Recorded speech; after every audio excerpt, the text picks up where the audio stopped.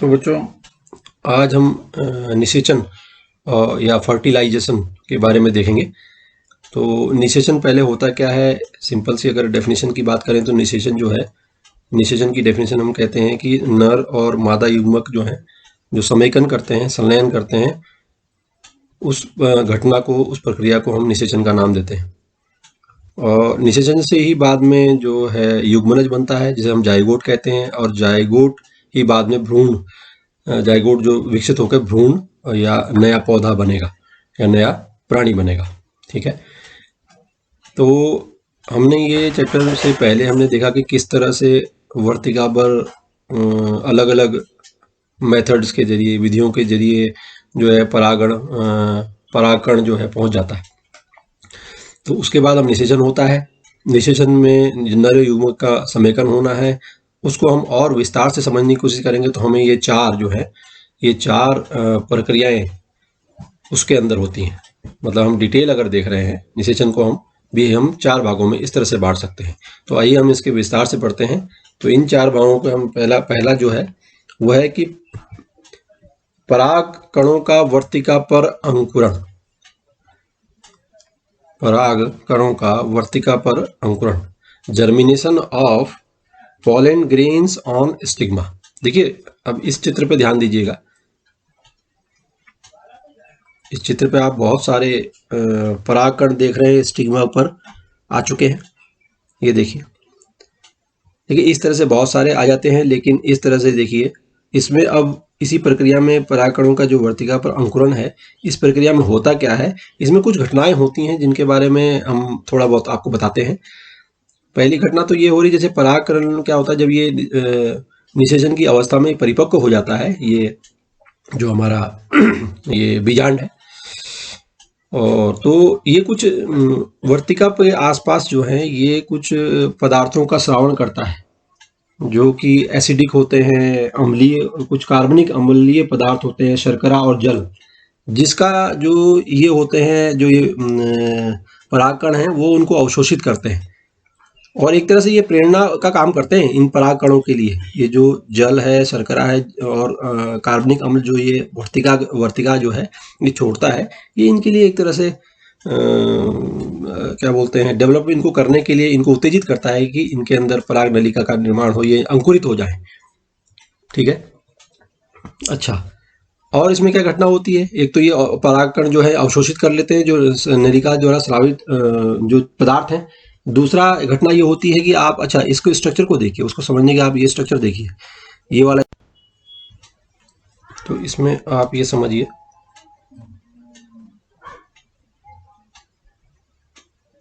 कि ये वाला जो है जनरेटिव न्यूक्लियस है, मतलब जनन केंद्रक है, और ये वाला कौन सा है, ट्यूब न्यूक्लियस या फिर कायिक केंद्रक। जो नर जनक बने हैं, जनक बनेंगे वो इस वाले से बनेंगे। और यहाँ पर एक चीज आप ये समझ जाइए कि इसी जो जनन केंद्रक है ये दो भागों में विभक्त होता है।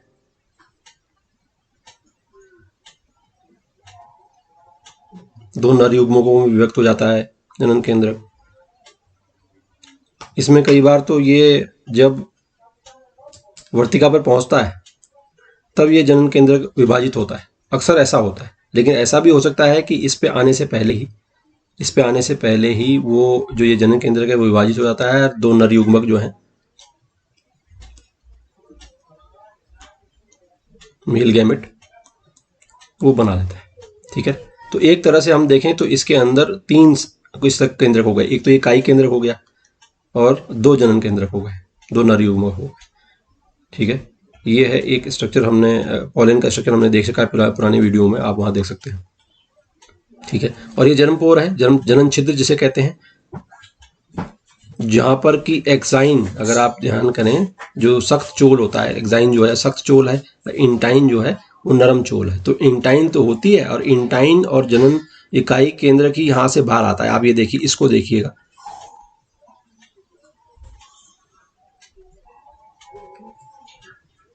तो ये देखिए आप, इस तरह से ये पोलन पराग नलिका आगे बढ़ती है, और दो ये जो केंद्रक हैं जनन वाले, वो पीछे जनरेटिव वाले ऊपर ही आ रहे हैं, और ये आगे वाला चल रहा है जो ये आगे चल रहा है, ट्यूब न्यूक्लियस चल रहा है, कायिक केंद्रक जो है वो आगे चल रहा है। इस तरह से और देखिए विस्तार से ये कहाँ हो रहा है, इसको यहाँ देखिए आप, ये इसके अंदर जा रहा है, देख रहे हैं, ये वाला हिस्सा।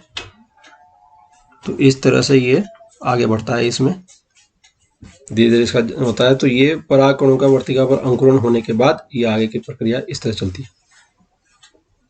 अच्छा, धीरे धीरे क्या होता है, ये आगे ट्यूब न्यूक्लियस जो है ये अक्सर विघटित हो जाता है। ये विघटित हो जाएगा, केवल ये दो रह जाएंगे।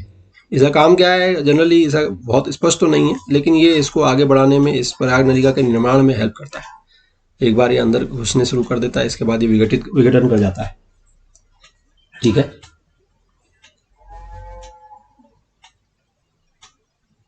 तो मैंने आपको बता दिया ये बात। तो अगला उस पर देखते हैं। तो इस तरह से हमने इसमें देख लिया कि इसमें दो तीन घटनाएं हम देख रहे हैं। पदार्थ जो है वर्तिका स्रावित कर रहा है, जिनको परागकण जो है अवशोषित कर लेता है, उसको वो प्रेरित करते हैं जर्मिनेशन करने के लिए, अंकुरित होने के लिए। अंकुरण में क्या होता है कि जो ये कायिक केंद्रक है और इंटाइन जो लेयर है, इंटाइन लेयर आगे इस जन्म छिद्र से बाहर आ जाती है, बाहर विस्तार करने लगती है। आगे आगे जो है ये ट्यूब न्यूक्लियस चल रहा होता है, पीछे पीछे दो जनन केंद्र चल रहे होते हैं। ठीक, बाद में ये ट्यूबुलेंस जो है विघटित हो जाता है, और ये जनन का दो केंद्रक जो हैं ये बच जाते हैं। ये आगे की प्रक्रिया में भाग लेंगे। आगे की प्रक्रिया क्या होती है, आगे की प्रक्रिया होती है पराग नलिका का बीजांड में प्रवेश। देखिए, अब बीजांड में प्रवेश कर रहा है। अब देखिए, बीजांड में प्रवेश करने के लिए भी तीन या घटनाएं आप देखिए, या तीन तरीके से ये प्रवेश करता है। यहाँ ध्यान दीजिएगा, एक तो होता है पोरोगेमी, एक होता है चेलेजोगेमी, एक होता है मीजोगेमी। ये क्या क्या है, सिंपल सी है कि जो इस पे, अब ये बीजांड पूरा बीजांड है, ठीक है ना, इस वर्तिका के अंदर का भाग बीजांड है। तो पोरोगेमी में क्या है कि अगर वो माइक्रोपाइल एंड से जो है अंडाशय के समीप पहुंच रहा है, ठीक है, माइक्रोपाइल की ओर वृद्धि कर रहा है, और माइक्रोपाइल के जरिए जा रहा है अंदर, क्योंकि उसे पहुंचना कहाँ है, उसे पहुंचना है इस भ्रूण कोष तक। ठीक, भ्रूण कोष तक, कोष जो एम्ब्रायो सैक है, यहाँ तक आना है। तो यहीं से जा रहा है, तो इसे हम नाम देते हैं पोरोगेमी। ये अधिकतर पौधों में देखो यही होता है, अधिकतर पौधों में पोरोगेमी के ही जरिए ही जो पराग नलिका एंटर होती है। लेकिन कुछ में ऐसा नहीं है, कुदरत में बहुत वैरायटी है। तो कुछ में ऐसा होता है कि आप देखिए, ये चेलेजोगेमी कहते हैं, क्योंकि ये जो अगर आपको ध्यान है, ये कौन सा एंड है, ये कैलेजल एंड है, ये चेलेजल एंड है।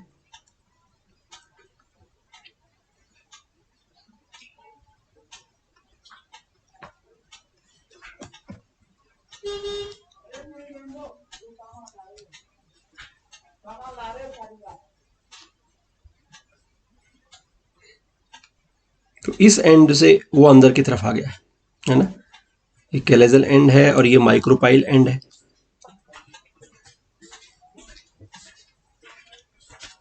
ठीक है ना, ये माइक्रोपाइल एंड है और ये कैलेजल एंड है, छोर है। तो इस छोर से, जो कैलेजल छोर से घुस रहा है, तो हमने उसे कह दिया कैलेजोगेमी, चेलेजोगेमी ये कह दिया।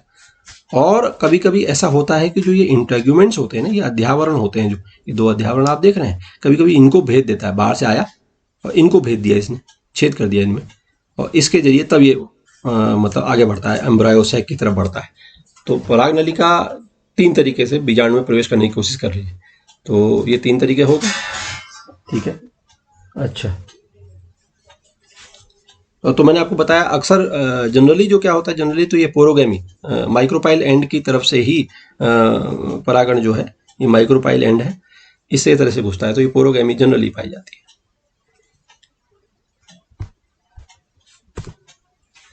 अब देखते हैं तीसरी घटना क्या होती है निषेचन की। इसमें होता है कि पराग नलिका का भ्रूण कोश में प्रवेश। देखिए, बीजांड में प्रवेश कर गया है, अब क्या होना है, अब जो है आपको इसको प्रवेश कराना है भ्रूण कोश में। ये जो भ्रूण कोश आपको दिख रहा है, क्योंकि भ्रूण कोश के अंदर ही अंडा भी है और सेकेंडरी न्यूक्लियस भी है और चीजें हैं। तो इसमें भी ये कई तरीके से एंटर होता है।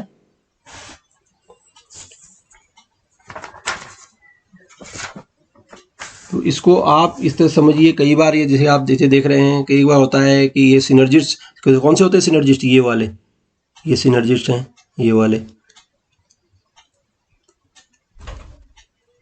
दो होते हैं ये, इनके बीच में या ऊपर की तरफ ये अंडा होता है, ये एग है, ये दो सिनर्जिस्ट है, ठीक है ना।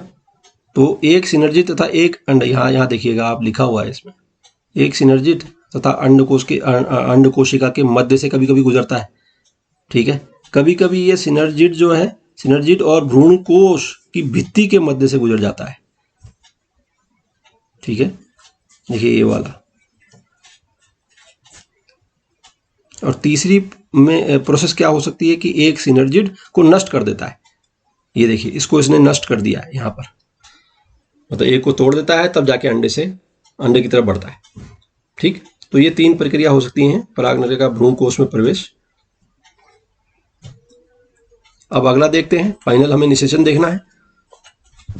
जो फाइनल प्रक्रिया हो रही है वो ये है, देखिए नर और मादा युग्म का समेकन होता है, और लास्ट में आप देखिए इसमें वो वाली प्रक्रिया जो जहाँ वो सिनर्जिस्ट को नष्ट कर रहा था, देखिए इसको नष्ट कर रहा है, इसको नष्ट कर देता है ना, तब अंडे के साथ निषेचन करता है। इसमें जो फिलीफॉर्म अपरेटस होते हैं किसके अंदर, सिनर्जिस्ट के अंदर, ये इसको एक तरह से गाइड करने का काम करते हैं। वैसे जो ये सिनर्जिट्स हैं और ये है, इनका बहुत रोल स्पष्ट नहीं है, लेकिन ये कहा जाता है कि इनका काम क्या है, इनको गाइड करना है कि ये जो नर युग्मक हैं ये अंडे से जाके मिल सके। अब ये देखिए ये इसको अंदर घुस गया है इसमें, और आप यहाँ भी देख सकते हैं कि ये किस तरह से ये प्रक्रियाओं को भी देख रहा है। तो अब इसको समझने के लिए आप ये यहाँ पे ये बातें समझनी है। एक तो यहाँ पे जो बातें आपको समझनी है वो ये है, क्या होता क्या है, एक देखिए वहाँ दो नर युग्मक थे, एक नर युग्मक जो है वो किससे संलयन करता है, एक तो अंडे से करता है, जिसे हम फर्टिलाइजेशन बोलेंगे, निषेचन।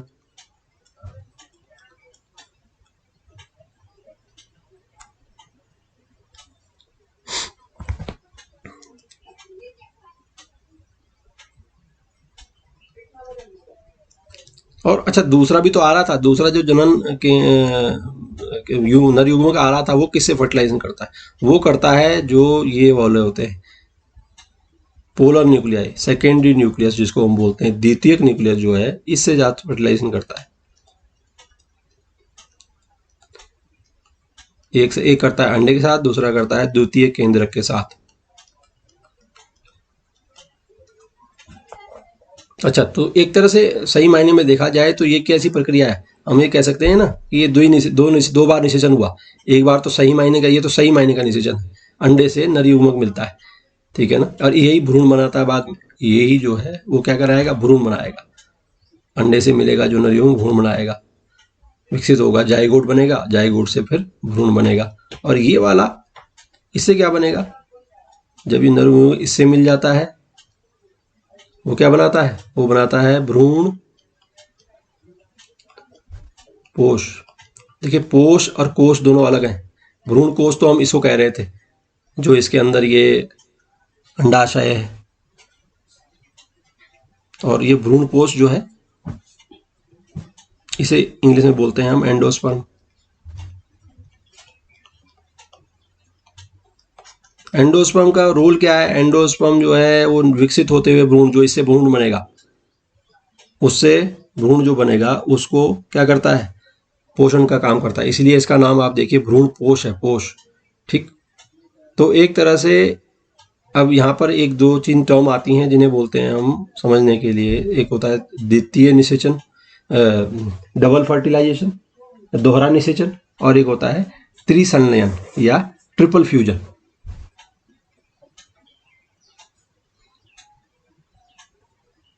तो वो दोनों क्या चीजें हैं, देखिए जो इसकी बात करी हमने,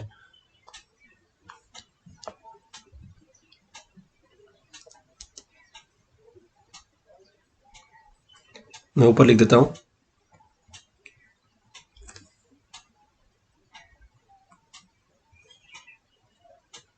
एक होता है दोहरा निषेचन।